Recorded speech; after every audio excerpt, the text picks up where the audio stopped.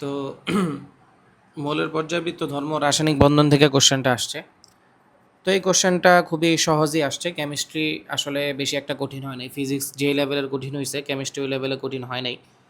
তো প্রথমেই দেখো এখানে বলছে যে সাধারণ তাপমাত্রায় DOF মৌলের হাইড্রাইড দ্বয়ের ভৌত অবস্থা ভিন্ন কেন।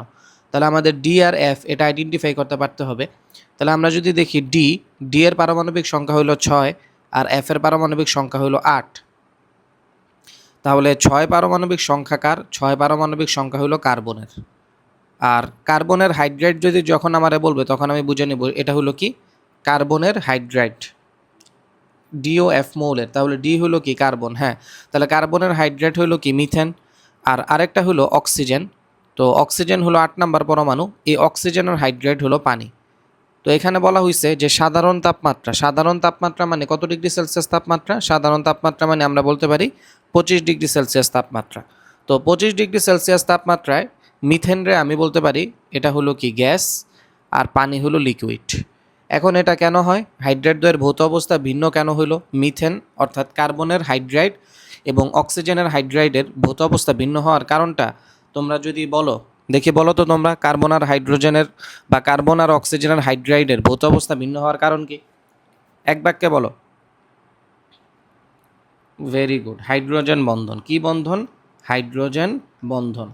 হাইড্রোজেন বন্ধন। আচ্ছা, তা আমরা কিন্তু গয়ের অ্যান্সার করতেছি, ঠিক আছে, হাইড্রোজেন বন্ধন। তা আমরা যদি এক বাক্যে এটার অ্যান্সার বলি সেটা হলো হাইড্রোজেন বন্ধন। কার্বন মানে একটা মিথেন অণু আরেকটা মিথেন অণুর সাথে, একটা মিথেন অণু আরেকটা মিথেন অণুর সাথে কি বন্ধনের মাধ্যমে যুক্ত থাকে বলো তো? আমরা বলতে পারি না যে একটা মিথেন অণু আরেকটা মিথেন অণুর সাথে দুর্বল ভ্যান্ডার ওয়ালস বন্ধনের মাধ্যমে যুক্ত থাকে। দুর্বল ভ্যান্ডার ওয়ালস বন্ধনের মাধ্যমে কি থাকে? যুক্ত থাকে। একটা মিথেন অণু আরেকটা মিথেন অণুর সাথে কিভাবে যুক্ত থাকে? দুর্বল ভ্যান্ডার ওয়ালস বন্ধনের মাধ্যমে যুক্ত থাকে। কিন্তু আমরা কি বলতে পারি না যে একটা পানির অণু, এই যে একটা পানির অণু, এখানে আছে আরেকটা পানির অণু, একটা পানির অণু আরেকটা পানির অণুর সাথে হাইড্রোজেন বন্ধনের মাধ্যমে যুক্ত থাকে। একটা পানির অণু আরেকটা পানির অণুর সাথে কিভাবে যুক্ত থাকে? হাইড্রোজেন বন্ধনের মাধ্যমে যুক্ত থাকে। প্রথমত এই কথাটা তোমার বলতে হবে যে মিথেন অণু, একটা মিথেন অণু আরেকটা মিথেন অণুর সাথে দুর্বল ভ্যান্ডার ওয়ালস বন্ধনের মাধ্যমে যুক্ত থাকে, আর একটা পানির অণু আরেকটা পানির অণুর সাথে হাইড্রোজেন বন্ধনের মাধ্যমে যুক্ত থাকে। তো হাইড্রোজেনের বন্ধনের মাধ্যমে যুক্ত থাকে, এদের বন্ধনটা যেহেতু স্ট্রং, এই কারণে একটা পানির অণু, এই যে একটা পানির অণু আর একটা পানির অণুর কি কাছাকাছি থাকে। আর দেখা যায় যে মিথেন অণুর মধ্যে দুর্বল ভ্যান্ডার ওয়ালস বন্ধন থাকায় 25 ডিগ্রি সেলসিয়াস তাপমাত্রা একটা মিথেন অণু আর একটা মিথেন অণুর থেকে দূরে দূরে থাকে, এরা কি গ্যাস আর এরা কি লিকুইড। এরপরে তোমার কি ব্যাখ্যা করে দিতে হবে? ওই যে পানির অণুর যে হাইড্রোজেন বন্ধনটা, পানির অণুর যে হাইড্রোজেন বন্ধনটা, ওইটাও তো ব্যাখ্যা করে দেওয়া উচিত না তোমার মতে? কি মনে হয় তোমাদের, পানির অণুর হাইড্রোজেন বন্ধনটা ব্যাখ্যা করা উচিত? হ্যাঁ, অবশ্যই উচিত। তাহলে দেখো এই যে একটা পানির অণু লিখবা, এই যে অক্সিজেন হাইড্রোজেন, আর এই জায়গায় কি আবার আছে অক্সিজেন হাইড্রোজেন। তাহলে একটা পানির অণুতে দুই জোড়া মুক্তজোড় ইলেকট্রন থাকে, এটা আশা করি তোমরা এখন আর নতুন কোনো কিছু না, এটা তোমরা পারো।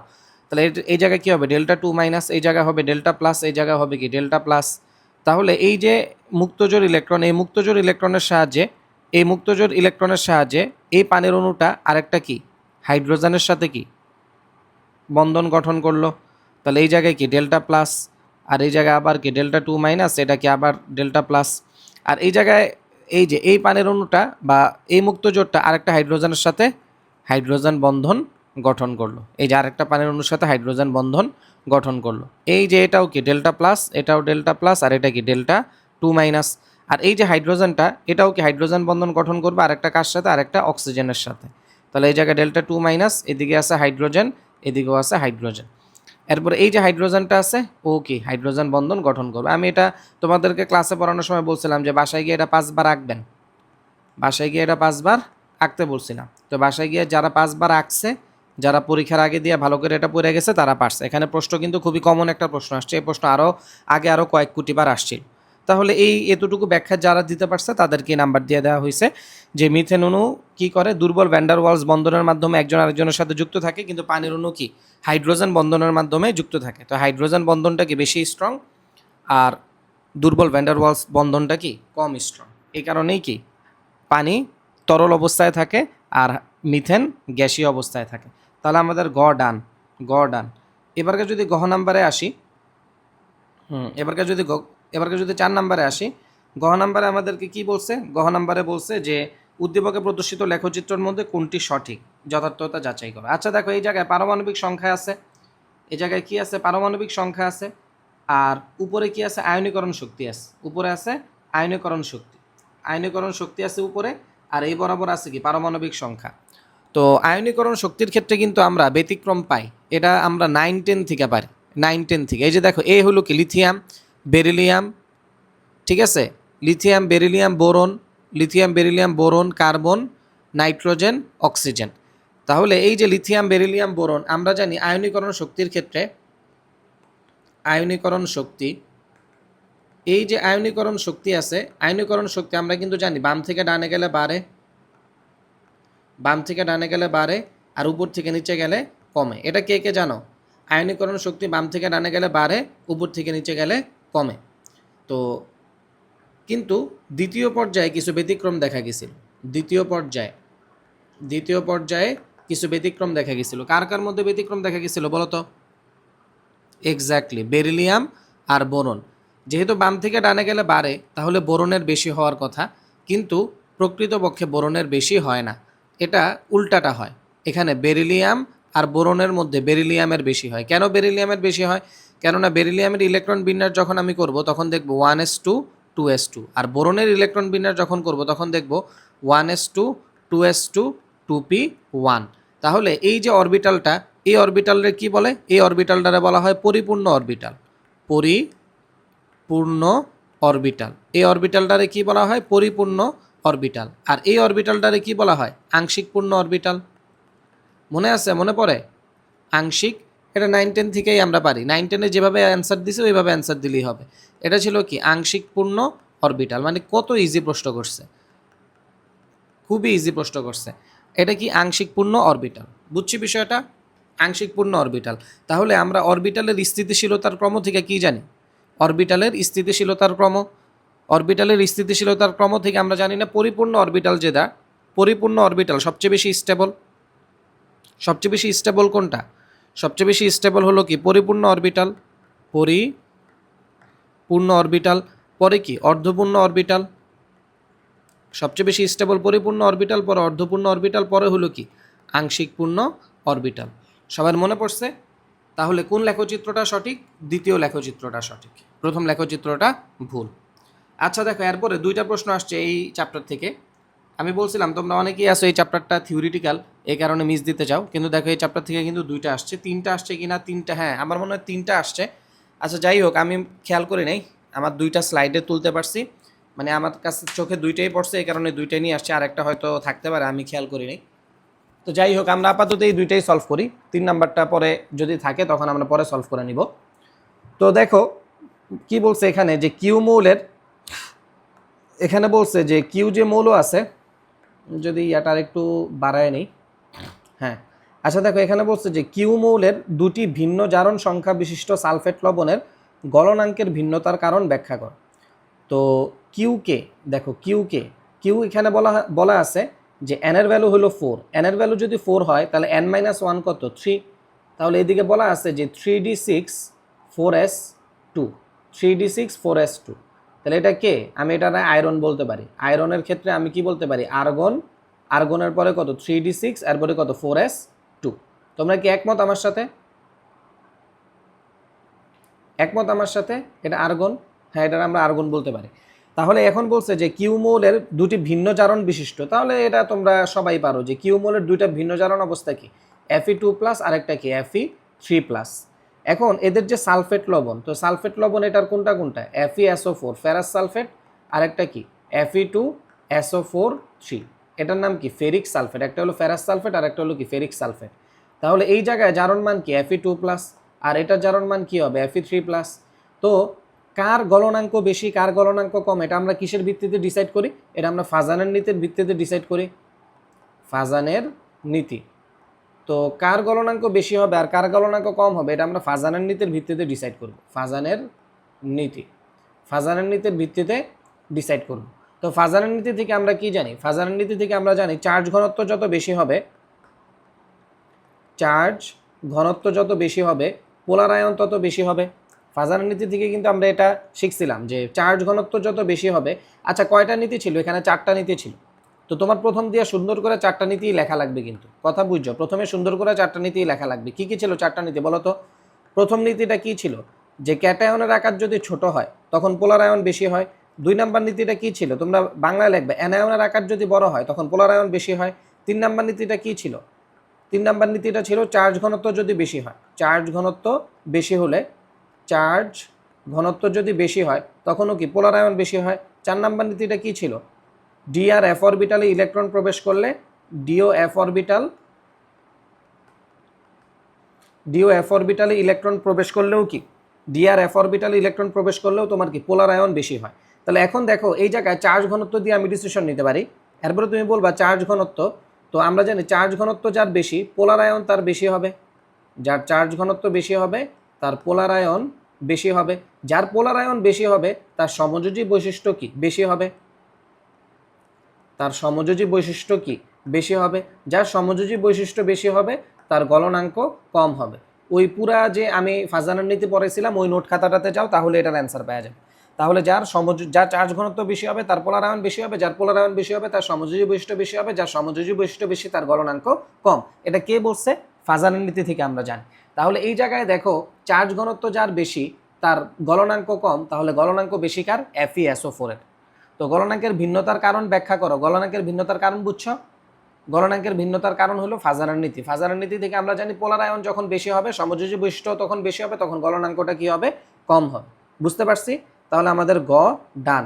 এবার আসো গহ নাম্বার বা 4 নাম্বারে।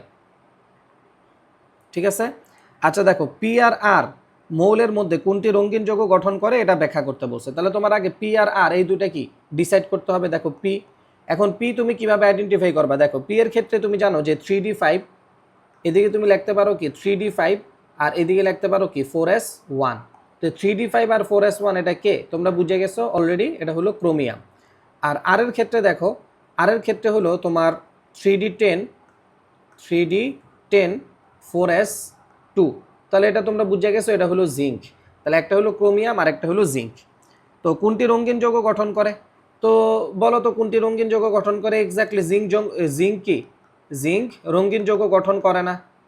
জিঙ্ক রঙিন যৌগ গঠন করে না। কেন গঠন করে না বলো তো?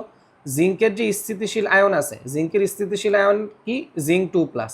ওই জিঙ্ক 2+-এর ইলেকট্রন বিন্যাস যখন আমরা করব তখন দেখবো আর্গন আর এদিকে কত 4s আর এদিকে কত 3d10। তো কোন একটা ধাতু অবস্থান ডি ব্লকের যে ধাতুগুলো আছে ওই ধাতুগুলো অবস্থান্তর ধাতু হওয়ার শর্ত কি ছিল? ওই ধাতুগুলা যদি অবস্থান্তর ধাতু হইতে চায়, ওই ধাতুগুলা যদি কি হইতে চায়? অবস্থান্তর ধাতু হইতে চায়, তাহলে কি শর্ত ছিল? শর্ত ছিল যে তোমার তাদের যে স্থিতিশীল আয়ন আছে ওই স্থিতিশীল আয়নের যে ইলেকট্রন বিন্যাসে ডি অরবিটালটা আংশিক পূর্ণ অবস্থায় থাকতে হবে। ডি অরবিটাল যদি আংশিক পূর্ণ অবস্থায় থাকে তখন তার অবস্থান্তর ধাতু হবে। আর ওই অবস্থান্তর ধাতুই কিন্তু তোমার কি রঙিন যৌগ গঠন করে। ওই অবস্থান্তর ধাতুই তোমার রঙিন যৌগ গঠন করে। কিন্তু জিঙ্কের ইলেকট্রন বিন্যাসে আমি দেখলাম যে জিঙ্কের ইলেকট্রন বিন্যাসের যে ডি অরবিটাল কিন্তু আংশিক পূর্ণ অবস্থায় না, এটা পরিপূর্ণ অবস্থায় আছে। যেহেতু জিঙ্কের স্থিতিশীল আয়নের ডি অরবিটাল পরিপূর্ণ অবস্থায় আছে, তাহলে আমি বলতে পারি জিঙ্কই রঙিন যৌগ। জিঙ্ক অবস্থান্তর ধাতু নয়, আর অবস্থান্তর ধাতু না হলে সে রঙিন যৌগ গঠন করতে পারবে না।